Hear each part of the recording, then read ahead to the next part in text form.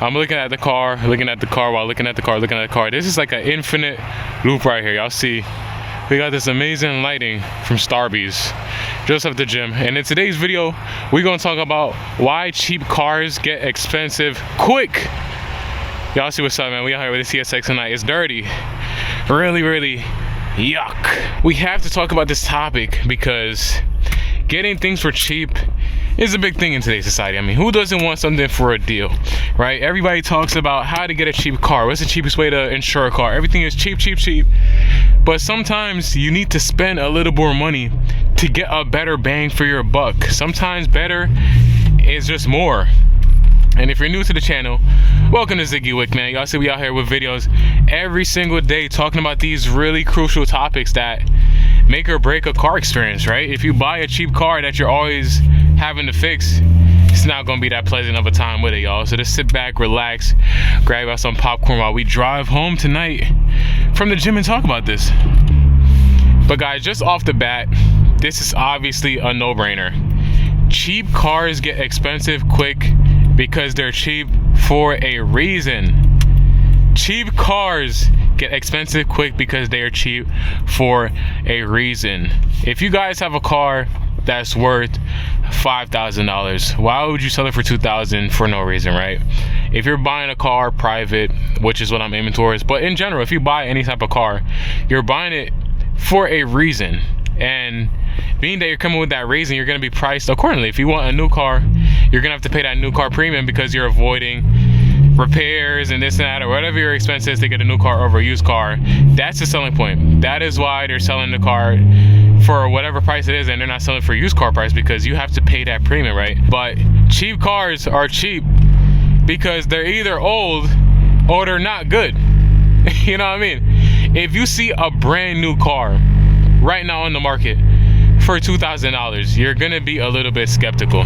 You're gonna be like, wow, I wonder why this car that should be going for 15, 20, 25 is being sold for $2,000. You might be getting robbed. You might be getting scammed, y'all. And you need to look out for this. Not everything is gonna be a deal on Marketplace.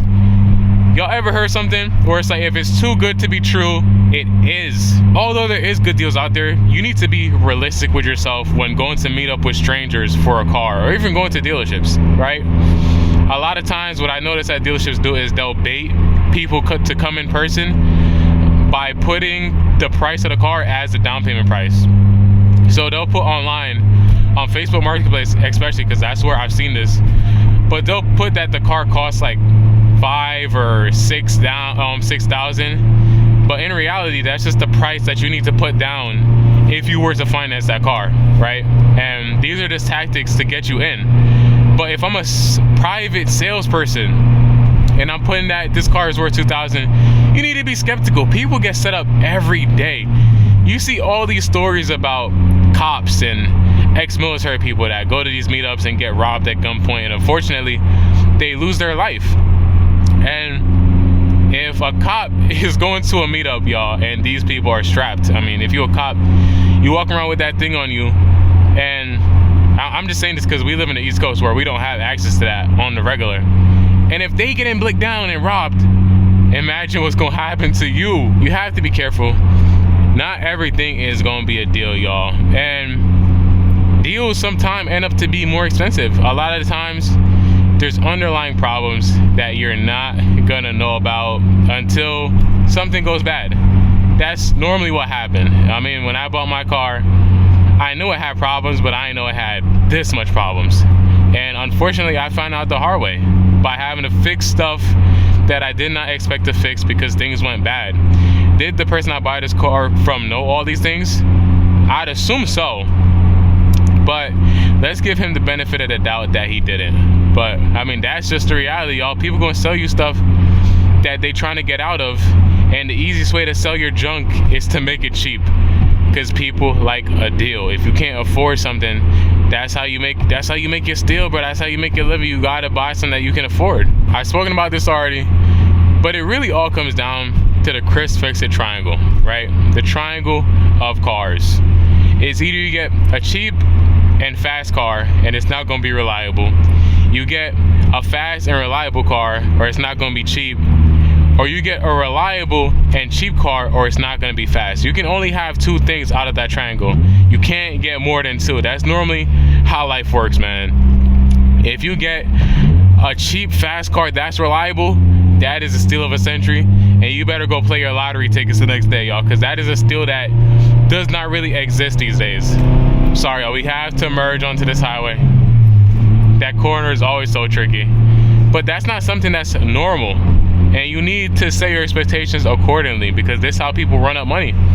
You buy something that was cheap, it was a steal, but with underlying costs, it's gonna add up. Your car constantly breaking down, you know what I mean? Sometimes it's worth it, spend a little bit more money and get something that doesn't have problems. And I'm not saying you gotta take out a loan and go finance something, y'all. That's not what we saying. Although I'm not anti-finance, I said it a lot of times, I'm not anti-finance. I don't want the people that finance their cars to think that I'm against them or something, but that's not what we going for. We're trying to buy stuff cash. We're not trying to owe money, man. There's nothing I hate more than owing people money, and I actually owe some people some money right now, but that's a story for another time, man. But before you know it, your car is expensive as hell, and you're wishing that you had bought something that was a little bit more from the start, because if you buy something cheap and you gotta end up spending mad money to get it up there, you might as well have just bought something expensive from the start and saved yourself the hassle, because financially you're in the same spot, you know what I mean? So it's just a part of life, man. Hopefully y'all are able to learn from my mistakes when I make these videos, because I did make a lot, and that's why I make these, not because I like talking for no reason, but there's a lot to learn, you know? Not everything you see is a deal, and that goes for a lot of other things in life. It's not just cars, anything you're buying. Some things are just better off bought expensively. You buying a cheap house, I mean, everybody wants a deal. House prices are crazy right now, but you do not want to just go buy the cheapest possible house, y'all. That's how you end up buying somebody's garbage. You do not want to buy somebody's garbage. You want to buy something that, you know what I mean, you're getting a good deal, but it ain't a hunk of junk. Because if you buy a cheap hunk of junk, that's not a deal, because the hunk of junk was not even worth that much anyway. You know what I mean? So it's like, are you really getting a deal, or are you just wasting money? That's what it comes down to, y'all. But guys, I hope y'all doing okay. I hope, oh, I didn't even notice that car is like on the side of the road. What the hell? I don't like flying by people that's on the side of the road. Maybe if bro had yellow blinkers that people could see, I would have seen the car from a little bit further, but he got them white LED lights shining, and I got mad light here. I didn't even notice the car was there, man. Hope y'all doing okay, man. We hit 2,000 subs the other day. I don't think I acknowledged it on the video, but that is crazy. 2,000 subscribers, dude. And you know, it's a hard switch of a topic, but we have to speak about this. I haven't spoken about it yet on the channel. Man, if you're subscribed to the channel, you be watching the videos. Thank you for watching the videos, y'all. I mean, it motivates me so much when I see people comment, people having conversations in the comment section, people liking the videos, people are watching it. I get a positive like ratio, so I know like people actually enjoyed it, man. All that stuff just makes me more eager to post more videos, and it's not possible without y'all. I'll be honest with you. Making these videos are not possible without that motivation. Like, as much as I was self-dependent, I was independent in the beginning when I was posting, you know what I mean? I was posting it just to post, I loved it.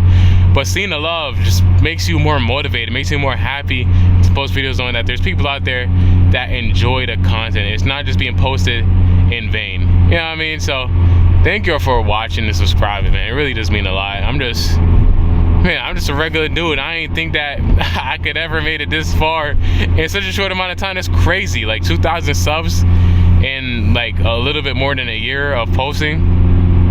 So grateful, man. Anybody watching this that has goals of making content and posting it online and, you know what I mean, being successful, you just gotta do it, bro. You really never know what's gonna come out of things. It really just takes a couple videos for people to find you, for people to resonate with what you're saying. Just make sure you're making videos that are productive, that have a point. Don't just waste people's time. And that's what I try to do with each of these videos, y'all. I try to have a topic that I talk about that I can relate to. I don't just talk about things that, you know what I mean, I think of a topic and I start yapping. Everything I talk about is something that I deal with, that I experience, and that I wish that I was able to hear from somebody else before I experience those things. Like, some mistakes you don't need to make. A lot of the times you can go through life without making mistakes of your own, because people already made those same mistakes. Nothing is new under the sun. Everything has already happened. So if y'all don't gotta make the mistake, why? Just learn from my actions, man. That's really all you gotta do. So thank y'all for watching the videos, and if there's anything you want to see, please let me know in the comment section, man. I'll try to squeeze it in to next week's schedule, because you know we on this grind. This is more than just posting videos. This is like a lifestyle. There's people that watch these videos every day. You know what I mean? I remember this one dude said, yo, he looks forward to the daily uploads on his drive to work. That is super dope, man. Super dope. So if y'all like the content, man, thank y'all. I'm glad that there's people out there that enjoy listening to me drive and talk on my little TSX. It ain't nothing crazy. I know I told a lot of people to where it's like, yo, you either have a fast car or you make up for that with your controllables. And my controllables is just the type of content I post, man. I know I don't got an M5 comp. Like, all those things are easy clicks. But to get people to actually resonate with your character and see that, yo, this is a cool dude, I'm gonna sit here and listen to him yap, I feel like that is far more impressive and worth it for my mental than any car could get me. You know what I mean? Like I love the fact that y'all watch these videos, man. I don't know. I could literally ramble about this all night. It is so dope. And we're on the road to 3. We're at 2100 right now. By the time I post this video, we over, probably, God's willing, we'll be over 2100. 2100, yeah. And man, thank y'all, bro.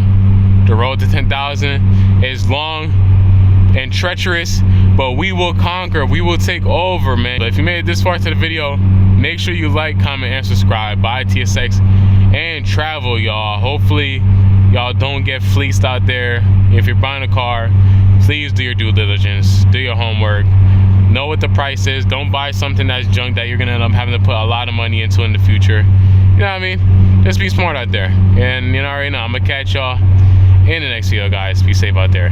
Peace.